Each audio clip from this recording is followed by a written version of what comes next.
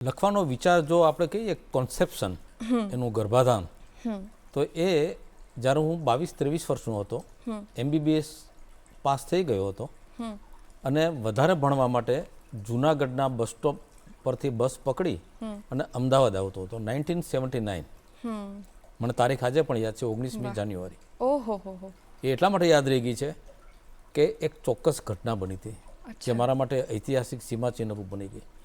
જૂનાગઢના bus stop પર બસમાં ચડતી વખતે મારું પાકીટ કોઈ ગઠિયો લઈ ગયો. આખી બસમાં હાહાકાર થઈ ગયો કે કોઈ પેસેન્જરનું ખિસ્સું કપાયો, પોલીસની મિલીભગત હોય, સરકાર કંઈ કરતી નથી, જનતા દોડે લૂંટાઈ છે, આવું બધું મારી સહાનુભૂતિમાં લોકો આવા વાક્યો બોલતા હતા.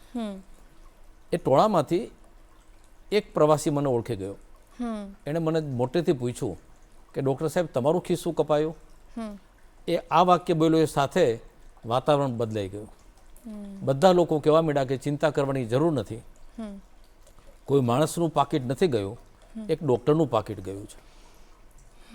અને બીજો માણસ બોલ્યો કે ડૉક્ટરો આપણા ખિસ્સા કાપે છે, આજે આપણો જાતભાઈ આ ડૉક્ટરનું ખિસ્સું કાપી ગયો.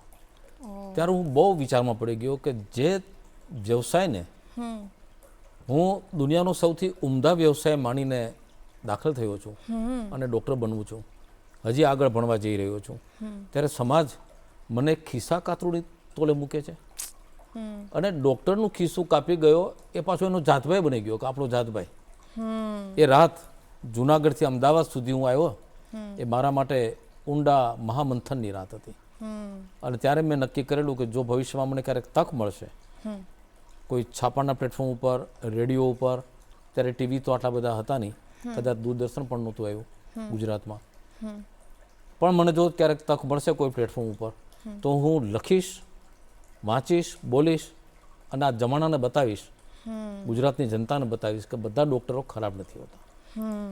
એક ગર્ભાધાન ત્યાં થયેલું જે છેક વર્ષો પછી 1993માં ગુજરાત સમાચારના બુધવારના પૃષ્ઠો પર ડૉક્ટરની ડાયરી રૂપે એ બાળક જન્મ્યું.